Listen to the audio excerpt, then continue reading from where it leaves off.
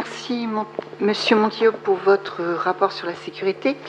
Mais je voudrais revenir sur deux points par rapport à l'état des lieux que vous avez fait sur la sécurité à Orléans. Je voudrais revenir sur un point qui a été un petit peu évoqué sur l'insécurité routière. En effet, nous voyons dans nos quartiers, peut-être moins dans le centre-ville parce qu'il y a une présence policière peut-être plus importante, que les policiers font leur travail et on les en remercie, mais ils ne peuvent pas être partout, évidemment. Et dans nos quartiers périphériques, où il y a des avenues plus larges, je pense bien sûr à mon quartier La Source, il y a quand même des problèmes notoires d'insécurité, d'incivilité routière, d'insécurité qui ont d'ailleurs mené, je vous le rappelle, en novembre dernier, au décès d'une jeune femme à La Source. Vous y étiez d'ailleurs, monsieur Montillot. Très bien. Bon. Ce problème, si je prends mon quartier, n'est pas nouveau, puisque ce problème d'insécurité routière, malgré les panneaux de limitation de vitesse, malgré, alors c'est vrai qu'on n'a pas de radar, ok, dans le quartier même, mais en fait, même sur l'axe principal qui relie le sud de La Source, Bollières, vers l'université, il y a des grands axes, il y a le tram au milieu, il y a quand même régulièrement, alors il y a les feux rouges qui arrêtent les voitures régulièrement, elles les freinent dans leur vitesse, mais on se rend compte qu'il y a quand même de temps en temps des rodéos, des gens qui ne respectent pas les feux, et notamment dans les routes périphériques, des excès de vitesse notoires, ce qui fait que du coup, il y a vraiment un danger quand on traverse une route, etc. Voilà.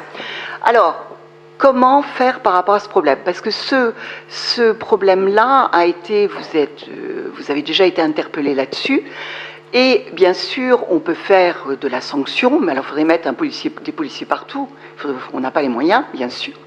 Mais je pense qu'il faut investir peut-être dans des moyens qui permettent de réguler la vitesse. Parce qu'on se rend compte que cette insécurité routière est due à des personnes qui ne respectent pas le code de la route, tout simplement. Voilà.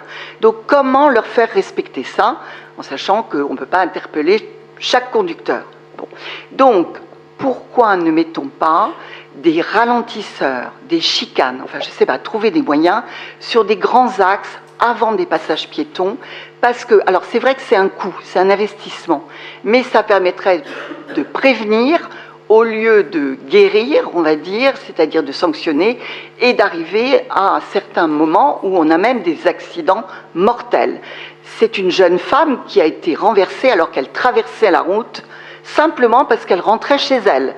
Et ces excès de vitesse, alors c'est sûr, Maurice Genevoix, Georges Sand, alors pour les personnes qui ne sont pas de La Source, c'est peut-être compliqué, c'est l'axe routier vers le sud, entre le rond-point où il y a FR3 et l'allée des Sapins. Voilà. Et bien là, on a régulièrement des excès de vitesse, et même, il y a des camions qui passent, alors qu'il y a des panneaux d'interdiction de circulation des camions.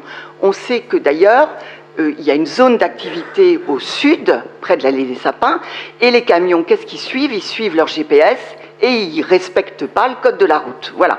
S'il y avait des ralentisseurs, on n'aurait pas de camions non plus. Voilà. Donc, s'il vous plaît, mettez en œuvre ces moyens de prévention, parce que c'est vrai qu'on a une insécurité routière dans le quartier, mais je pense qu'il n'y a pas que le quartier de La Source qui est touché là-dessus. Et justement, il faut aussi éviter, ça permettrait d'éviter les rodéos qu'on a régulièrement, plutôt l'été que l'hiver, voilà, rodéo de moto, mais aussi rodéo de voitures.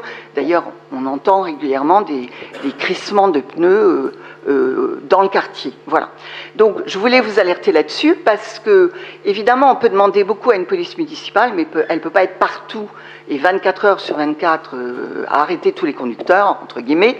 Voilà. Mais pourquoi ne mettons pas en œuvre des éléments qui permettraient de prévenir ces excès de vitesse et ces non-respects de... Voilà. Deuxième point, c'est sur la politique de la ville, sur la prévention par rapport à la jeunesse. Oui, vous avez raison, il faut mettre les moyens pour cette prévention, par les éducateurs, par les moyens que vous avez mis en œuvre, mais aussi, n'oublions pas, les associations qui travaillent dans les quartiers et qui font un travail remarquable pour encadrer les jeunes qui souvent sont désœuvrés au bas des immeubles. Voilà, je pense à des associations comme Escale qui ont rencontré des difficultés financières et qui ont un rôle aussi très important dans la cohésion sociale et le maintien du bien vivre, on va dire, dans nos quartiers. Voilà, merci.